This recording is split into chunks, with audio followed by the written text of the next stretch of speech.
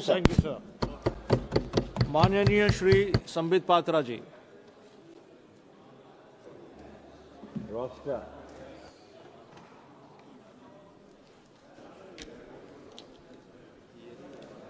ये ऑन नहीं हुआ है।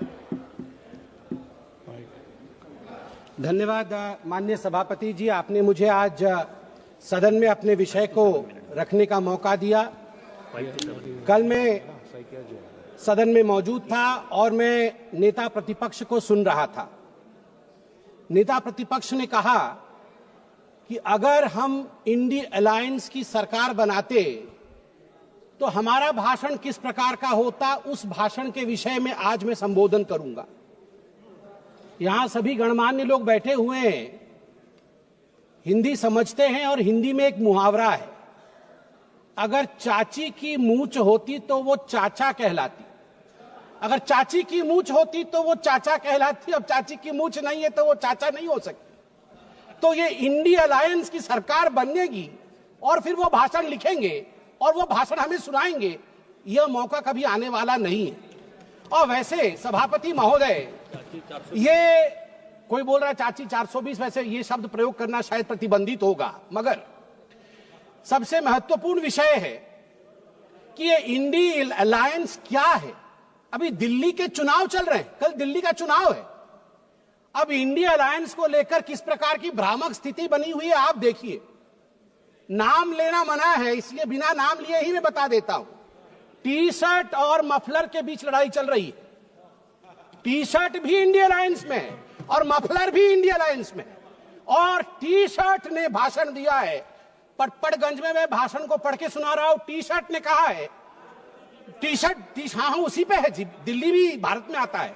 टी शर्ट ने कहा है, उन्होंने एक नई तरीके की राजनीति की बात की थी, माने मफलर ने, उन्होंने एक नई तरीके की राजनीति की बात की थी। खंबे पर चढ़ गए थे स्वेटर पहनकर, छोटी सी गाड़ी में आया था। कौन सी गाड़ी थी? एल्टो थी। तो किसी ने पीछे से कहा नहीं वैगनार, अच्छा वैगनार से आए थे और सीधे शीश महल में जाके पार्किंग हुई है उनकी, सीधे शीश महल में। सबसे बड़ा घोटाला शराब घोटाला किया है, ऐसा नेता प्रतिपक्ष ने आम आदमी पार्टी के लिए भरे सभा में कहा है। और मफलर भी पीछे नहीं हटे, मफलर ने भी अटैक किया है।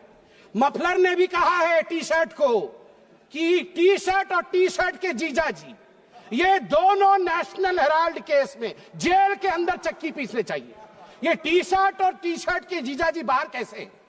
मफलर ने कहा है। अब आप बताइए, अगर इंडिया अलायंस के अंदर ये आप इनके रिश्ते को चाइनीज नूडल्स, ये नूडल्स भी इतना कॉम्प्लिकेटेड नहीं है जितना इनके इंडिया अलायंस का रिश्ता कॉम्प्लिकेटेड है। ऐसे में ये सपना देख रहे हैं कि कभी इनकी सरकार बनेगी तो वो भाषण करेंगे। आज चीन के विषय में तो 34 बार चीन का नाम लिया गया। चीन में मैन्युफैक्चरिंग, चीन में प्रोडक्शन, सब कुछ बताया गया। आज मैं हकीकत रखना चाहता हूं। सभापति महोदय, अटल बिहारी वाजपेयी जी की सरकार, मैं कागजात लेके आया हूं मैन्युफैक्चरिंग का। चीन की मैन्युफैक्चरिंग की बढ़ाई कर रहे थे आदरणीय राहुल जी। 2004 में अटल बिहारी वाजपेयी जी के कार्यकाल में India China bilateral trade had set a new record with a total trade touching $13.6 billion and India was enjoying a comfortable trade surplus of $1.75 billion। India का ट्रेड सरप्लस था, हम एक्सपोर्ट ज्यादा कर रहे थे, इंपोर्ट कम कर रहे थे, $1.7 बिलियन अधिक कमा रहे थे। मगर 2004 से 2014 तक 10 वर्षों में इनकी पार्टी ने ध्वस्त कर दिया उसे। 25 गुना जो डेफिसिट होता है, ट्रेड डेफिसिट, वो बढ़ा के रख दिया इंडिया और चाइना के बीच में। मैं आज सवाल पूछना चाहता हूं, यही करार हुआ था क्या? ये जो दोनों गए थे चीन में, MOU साइन हुआ था शी जिनपिंग के साथ, राहुल गांधी जी ने किया था क्या? यही करार किया था? आप बताइए। अब अनएम्प्लॉयमेंट के विषय में बातचीत हुई थी। अनएम्प्लॉयमेंट का रिकॉर्ड यहां मैं स्ट्रेट रखना चाहता हूं। RBI, KLEMS, capital labour energy material और सर्विसेज, इसके माध्यम से देश का एम्प्लॉयमेंट निर्धारित होता है। मैं आपको यहां आंकड़े दे दूं, जहां 2004 से 14 के बीच जब यूपीए की सरकार थी तो मात्र 2.9 करोड़ नौकरी दी गई थी, वही मोदी जी के 10 वर्ष के कालखंड में 2014 से 2024 के बीच 17 करोड़ की नौकरी दी गई है। 2.9 करोड़ वर्सेस 17 करोड़। यूपीए की कार्यकाल में एम्प्लॉयमेंट का ग्रोथ रेट मात्र 6% था और वही मोदी जी के कार्यकाल में 10 वर्षों से एम्प्लॉयमेंट का रेट 6% से बढ़ के 36%, 36% हुआ है।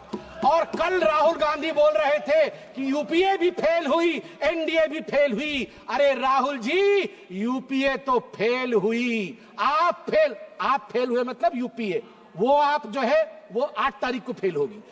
आप तो फेल हुए ही हुए हैं, मगर हम डिस्टिंक्शन के साथ पास हुए हैं, डिस्टिंक्शन के साथ। युवाओं के बारे में राहुल जी बोल रहे थे, इंडिया स्किल रिपोर्ट पढ़िए साहब, India skill report. Youth employment of graduates singularly and drastically increase from 33.95% in 2013 to 54.81% in 2024। ये जंप है, ये छलांग है मोदी जी के अंतर्गत। सभापति महोदय, अधिक समय नहीं लूंगा, मैं आपको 2 और छोटे छोटे विषय हैं, गंभीर विषय है, वो रखना चाहता हूं। एक विषय है चीन को लेकर। चीन को लेकर कहा गया कि आर्मी और प्रधानमंत्री के बीच कहीं ना कहीं संबंध खराब है। चीन को लेकर कहा गया कि हमारी जमीन हड़प ली चीन ने। 38,000 वर्ग किलोमीटर, 38,000 स्क्वायर किलोमीटर भारतवर्ष का जमीन चचा नेहरू ने चीन को दिया था। और मैं यहां पर ऑन रिकॉर्ड नेहरू जी के भाषण को रख रहा हूं। नेहरू जी ने भाषण देते हुए अक्षय चिन्ह पर जब अटैक हुआ था उनके ऊपर इसी पार्लियामेंट में, तो नेहरू जी ने क्या कहा था, ध्यान से सुनिए नेहरू जी ने क्या कहा था। Not a blade of grass grows there, not a blade of grass grows there, 17,000 feet high, uninhabitable, and we didn't even know where it is, तो हमने दे दिया। तो आप जानते हैं सभापति महोदय, महावीर त्यागी जो खुद कांग्रेस के ही मंत्री थे नेहरू जी के कैबिनेट के, वो खड़े हुए और महावीर त्यागी जी के बाल नहीं थे, उन्होंने अपना सर दिखाया और कहा, Nehru ji, this head, bald head, does not grow any hair. Should I give the head to someone else? Should I give the head to someone else? तो नेहरू जी भी शर्मिंदा हो गए थे, नेहरू जी भी शर्मिंदा हो गए थे। आर्मी, अंत कर रहा हूं साहब, आर्मी ये गंभीर विषय है, मुझे और 2 मिनट दीजिए। आर्मी को लेकर राहुल जी ने कहा कि मोदी जी और आर्मी के बीच खाई है। मैं 2012 के एक आर्टिकल की ओर जो इंडियन एक्सप्रेस में छपा था, आपका ध्यान आकृष्ट करना चाहता हूं, हर किसी को वो आर्टिकल पढ़ना चाहिए। The January night Raisina hill was puked, 2 key army units moved towards Delhi without notifying government। और इस आर्टिकल में कहा गया है, मनमोहन सिंह जी को और गांधी परिवार को लगा था कि आर्मी तख्ता पलट कर रही है। अंत में द्रौपदी मुर्मू जी जो महामहिम राष्ट्रपति है, वो मेरे राज्य से आती है, वे उड़ीसा से आती है। इसलिए जब उनको पुअर लेडी और पुअर थिंग कहा जाएगा, उड़िया अस्मिता कभी चुप नहीं रहेगा। मैं बोलूंगा, ऐ जगदम्ब मदम्ब कदम्ब हवन प्रियवासिनी हासरते शिखरि शिरोमणि तुंग हिमालय शृंग निजालय मध्य गते मधु मधुरे मधु कैटभ भंजिनी रासरते जय जय हे महिषासुर मर्दिनी रम्य कपर्दिनी शैलसुते।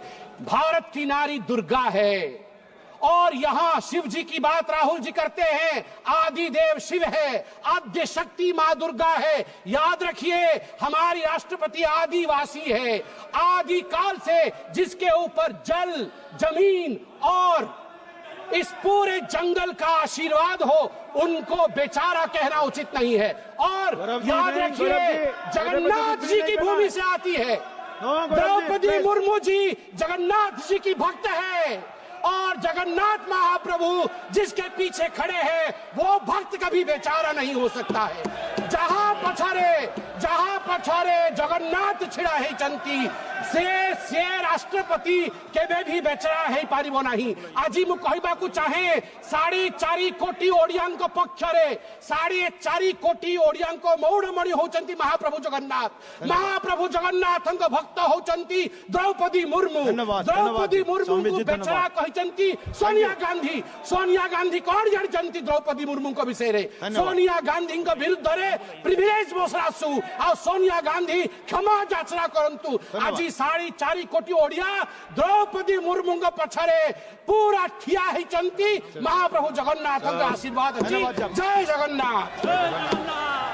माननीय सदस्य श्री उमेदराम बेनीवाल जी, उमेदराम